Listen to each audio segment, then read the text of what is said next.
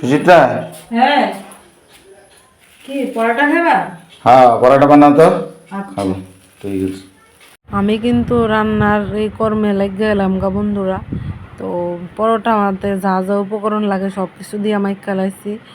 আর এর ফাঁকে দিয়ে কিন্তু আমি সন্ধ্যাবাতিটাও দিয়ে লাইলাম, কারণ সন্ধ্যার একটু আগে তোমার দাদা সেটা করলো যে এই যে কি গো আমি তো একটু পরোটা খাবো। তো আমি কিন্তু মেন হয়েছে ময়দাটা দেখে বুঝে লাইছি যে পরোটা বানাইতে হবে, তো এর জন্য তো এক ঝলকে আমি কুয়ে দিয়ে দিলাম। তো একদম শুকনা খোলা বাইন সবগুলা প্রথমে পরোটা আগে ভাজ্যা লাইছি, তারপর হালকা হালকা তেল দিয়ে ভাজ্যা নিয়েছি।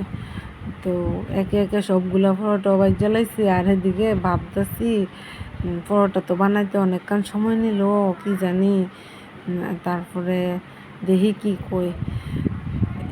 হ্যাঁ এখন আমি এক সাইডে চাটাও বসাই দিলাম, কারণ খালি পরোটা তো সবজি তো আর করছি না। তো পরোটার সাথে চাটা কিন্তু বেশ মানায়, আমরা প্রায় এরকম চা দিয়ে খাই। তো এইবার দেখি তোমরা দাদা কি কয় খায়। এই যে নাও তোমার চা আর পরোটা গরম গরম খেয়ে নাও। এই পরোটা বানিয়েছ? হ্যাঁ পরোটা বানাইলাম, খায় বলো কেমন হয়েছে।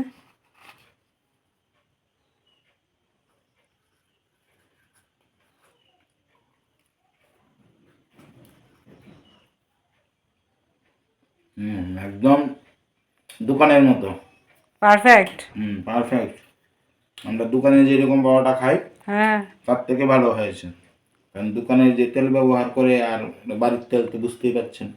হুম বাড়ির তেল তো অবশ্যই দোকানের তেল থেকে আরও ভালো কোয়ালিটির হবে, এই জন্য। এবং কিছুটা ঘিও দেওয়া হয়েছে, স্যান্ডটা খুব দারুণ এবং খেতেও খুব সুস্বাদু।